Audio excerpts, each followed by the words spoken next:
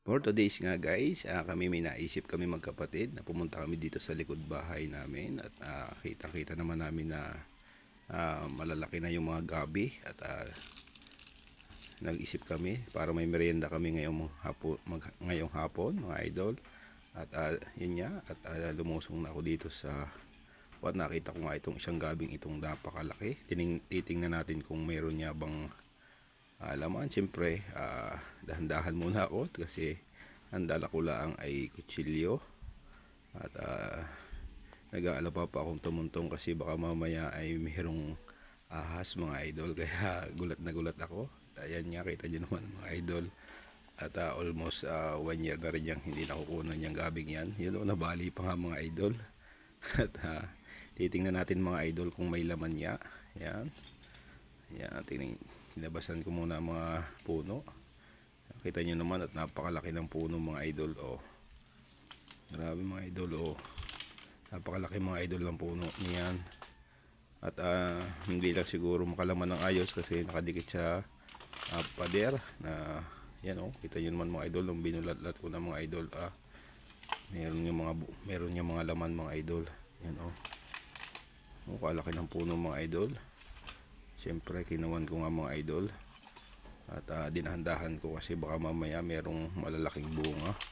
Sayang pag naputol mga idol. Meron nga rin mga idol mga bato-bato kaya mahirap kuhanin yung yun mga idol. Kita nyo naman kaliit nung isa. Kita nyo naman ang laman, napakalaki mga idol. Yun napakalaki nito mga idol. Hindi ko alam yan idol kung yan ay laman or puno pa niya, pero nagdalawang isip akong kuhanin mga idol kasi baka puno lang yun. Pero ang alam ko pagka puno nun ay laman na yun mga idol.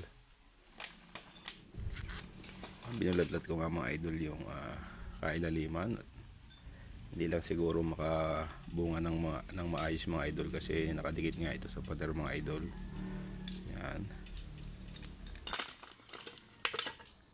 Yan, kita nyo mga idol, kadaming laman kalalaki, gabraso na ng mga bata. Kita nyo yung mga idol.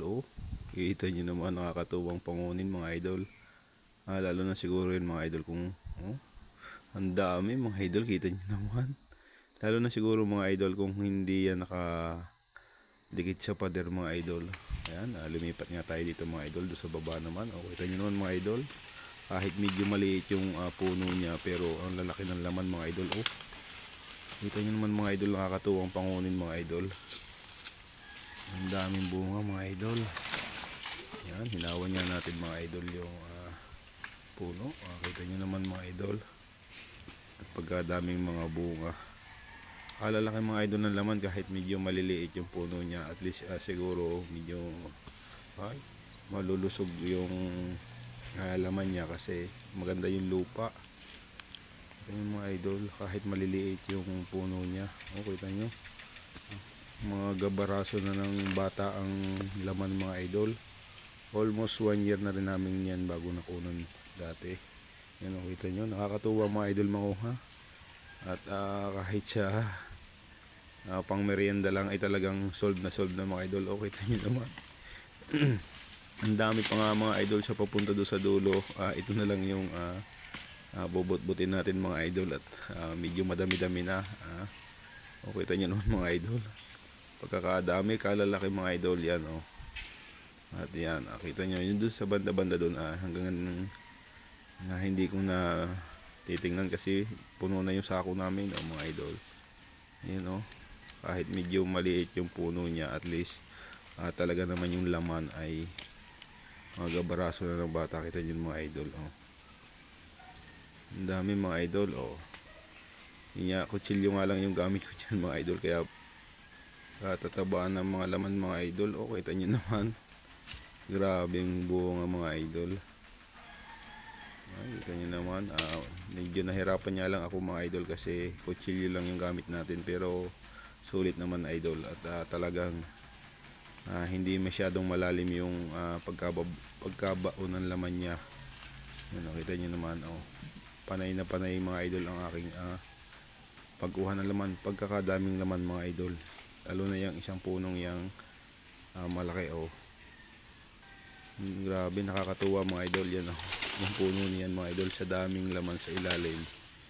Oh, ang dami kong nakuha dyan mga idol. Yan, kita nyo naman mga idol oh. Yan, oh, kita nyo naman.